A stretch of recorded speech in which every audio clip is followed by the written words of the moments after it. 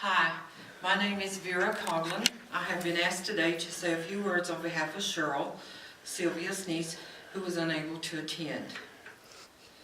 Perhaps there are not the stars, but rather openings in the heavens, where the love of our loved ones pours through and shines down upon us to let us know that they are happy.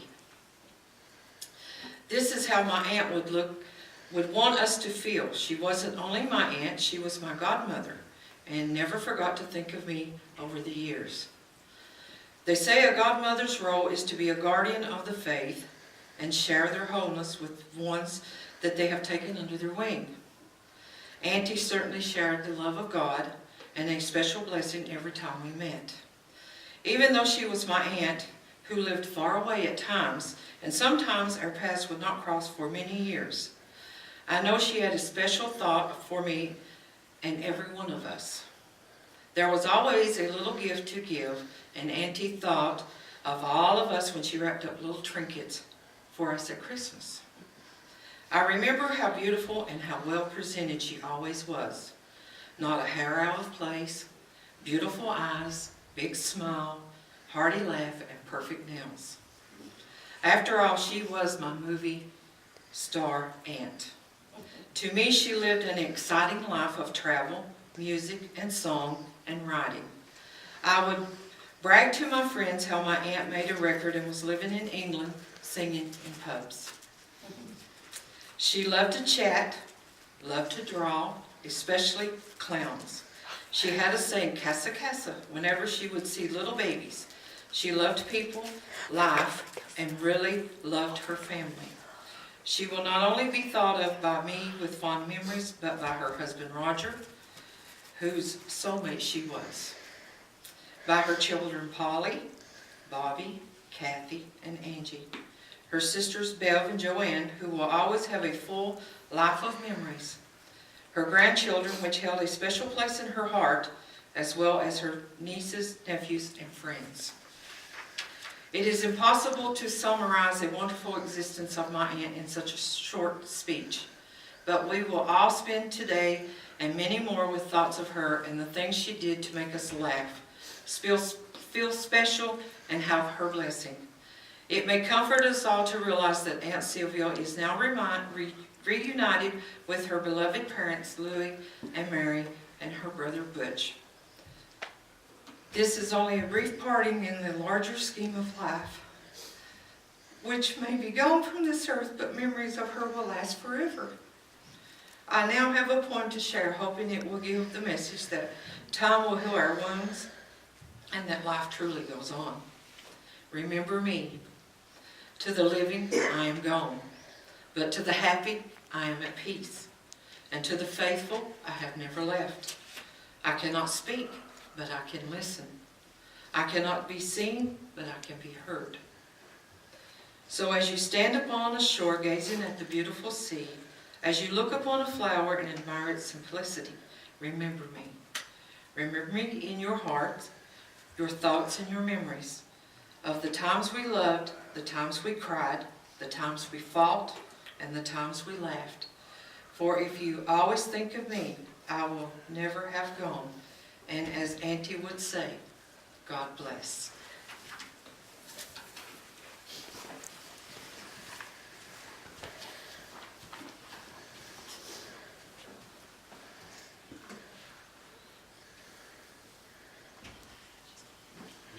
May I invite Angie for some words of remembrance.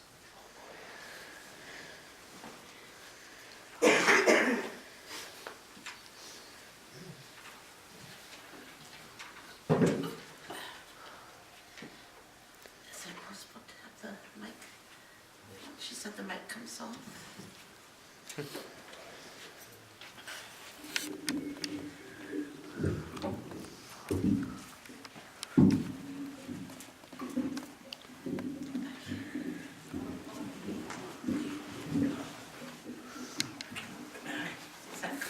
Everybody hear me? Okay, this is a eulogy that my brother Bob wrote for our mom. Bear with me. because he couldn't be here as well. Do I always think about Mom? Grace and beauty are just two words that come to mind when we think about Mom. She always carried herself with grace wherever she went and whatever she did.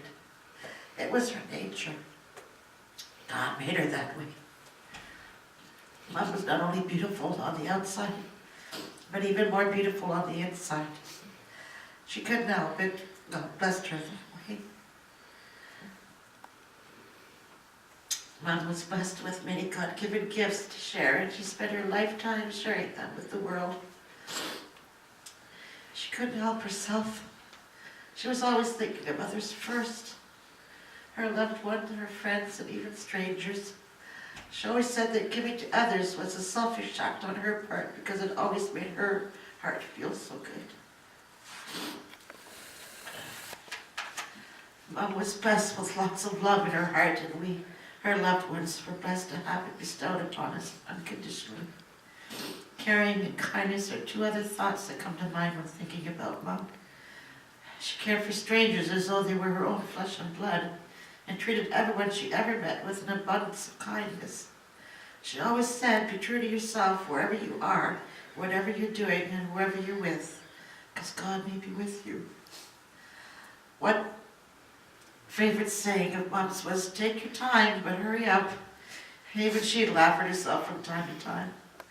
Speaking of laughs, Mom had one of the deepest laughs in the world, and one of the loudest.